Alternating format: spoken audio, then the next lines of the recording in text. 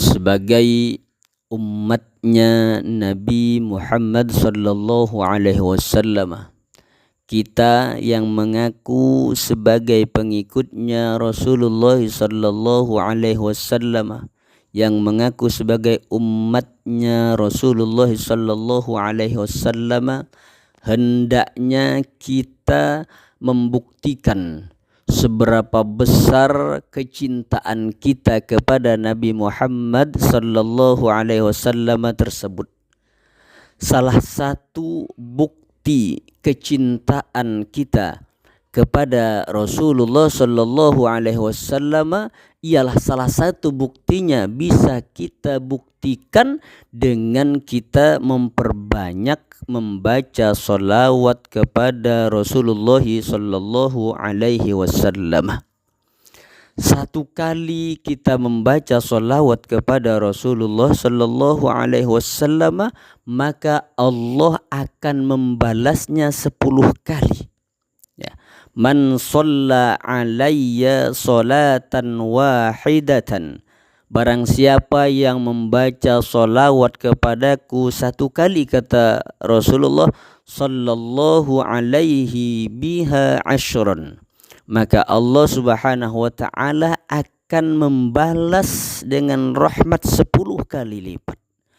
Ini adalah salah satu keutamaan solawat. Apabila kita membaca solawat kepada Rasulullah sallallahu alaihi wasallam, kita membaca solawat kepada Rasulullah adalah sebagai bentuk kecintaan kita kepada Rasulullah sallallahu alaihi wasallam. Semakin banyak kita membaca solawat, maka itu menunjukkan segitu besarnya cinta kita kepada Rasulullah sallallahu alaihi wasallam. Maka semakin besar kecintaan kita kepada seseorang, kepada Rasulullah, maka semakin banyak pula kita menyebut nama orang tersebut, maka semakin banyak pula kita menyebut nama Rasulullah sallallahu alaihi wasallam. Maka tidak mungkin orang yang mengaku cinta kepada seseorang akan tetapi dia tidak mau menyebut namanya. Bukti kecintaan kita kepada seseorang, pasti kita akan banyak menyebut nama orang tersebut. Maka kita di dalam bulan Sya'ban ini sangat pantas.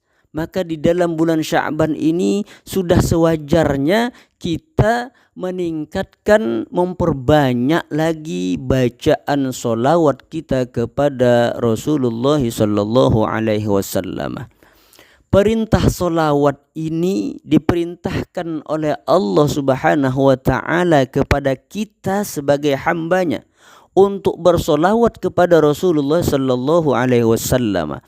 Akan tetapi perintah bersolawat kepada Rasulullah sallallahu alaihi wasallam ini berbeda dengan perintah-perintah yang lain. Kalau perintah-perintah yang lain, Allah cukup memerintahkan hambanya untuk melakukan ibadah tersebut. Allah subhanahu wa ta'ala cukup memerintahkan hambanya saja tanpa Allah subhanahu wa ta'ala melakukannya. Akan tetapi saking mulianya makhluk Allah, yaitu Rasulullah sallallahu alaihi wasallam. Jadi ketika Allah subhanahu wa ta'ala memerintahkan kepada kita sebagai umatnya Rasulullah sallallahu alaihi wasallam, sebagai umatnya Nabi Muhammad untuk bersolawat kepada Rasulullah, maka terlebih dahulu Allah subhanahu wa ta'ala yang melakukannya. Ini bedanya perintah bersolawat dengan perintah-perintah yang lain. Ya, kalau perintah yang lain Allah cukup perintahkan hambanya untuk melakukan ibadah tersebut, akan tetapi tidak dengan solawat. Kalau perintah yang lain Allah perintahkan tanpa Allah melakukan. Kalau perintah yang lain cukup Allah perintahkan ke hambanya, Allah tidak melakukannya. Akan tetapi berbeda dengan perintah solawat. ketika Allah memerintahkan kepada kita untuk bersolawat kepada Nabi, maka terlebih dahulu dimulai oleh Allah sendiri yang bersolawat kepada Rasulullah Sallallahu Alaihi Wasallam. Makanya disebutkan Bismillahirrahmanirrahim, Innallaha wa malaikatahu yusalluna 'alan nabi ya ayyuhalladzina amanu sallu 'alaihi wa sallimu taslima. Ya, jadi ayat ini merupakan ayat perintah untuk kita bersolawat kepada Nabi Muhammad sallallahu alaihi wasallam. Innallaha, sesungguhnya Allah. Jadi pada ayat ini didahului oleh Allah. Innallaha, sesungguhnya Allah. Wa malaikatahu, dan malaikat-malaikatnya. Yusalluna 'alan nabi, bersolawat, membaca solawat kepada Nabi Muhammad sallallahu alaihi wasallam. Ya, akan tetapi berbeda solawatnya Allah, berbeda solawatnya malaikat dengan solawat yang kita baca. Kalau Allah itu bersolawat, artinya Allah memberikan rahmat, Allah memberikan ampunan kepada Rasulullah sallallahu alaihi wasallam.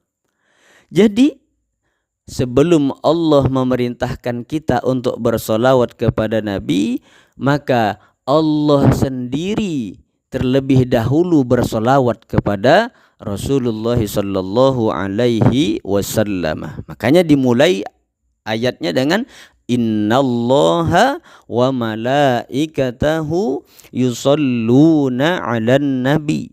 Setelah Allah dan para malaikatnya bersolawat kepada Nabi, barulah perintah untuk kita bersolawat kepada Nabi.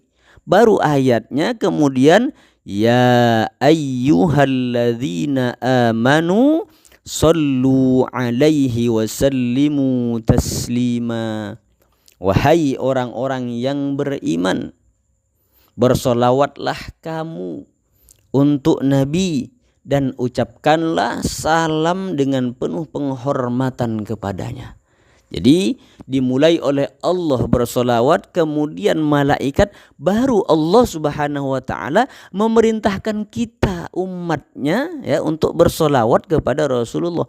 Setelah Allah bersolawat, malaikat bersolawat, baru Allah subhanahu wa ta'ala memerintahkan kita juga untuk bersolawat kepada Nabi Muhammad sallallahu alaihi wasallam.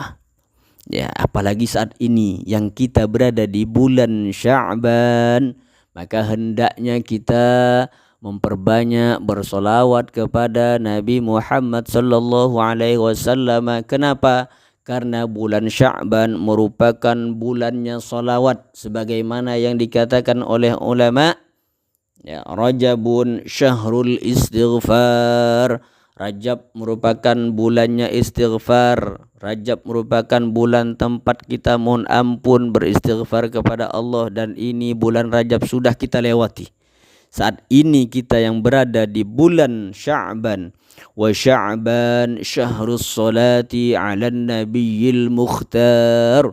Sedangkan bulan Sya'ban merupakan bulan untuk kita bersolawat kepada Nabi Muhammad sallallahu alaihi wasallam. Wa Ramadan, dan bulan Ramadan syahrul Quran, merupakan bulan Al-Quran, bulan diturunkannya Al-Quran. Maka sangat pantas sekali kalau ulama mengatakan bahwa bulan Sya'ban adalah bulannya solawat. Kenapa? Karena memang ayat yang memerintahkan untuk kita bersolawat kepada Nabi, yaitu Al-Quran surah Al-Ahzab ayat 56. Perintah untuk bersolawat kepada Nabi Muhammad sallallahu alaihi wasallam diturunkan oleh Allah di dalam bulan Sya'ban.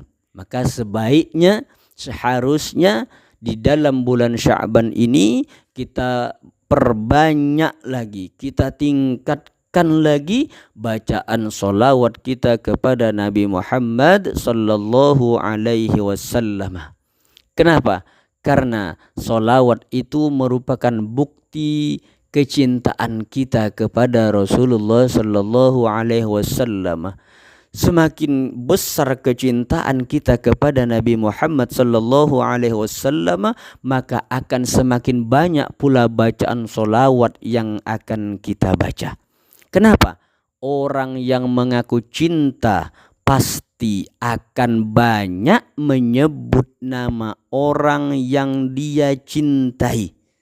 Jadi tidak mungkin kalau ada seseorang yang mengaku cinta kepada seseorang, akan tetapi dia tidak mau menyebut nama orang yang dia cintai, maka itu bukan cinta namanya.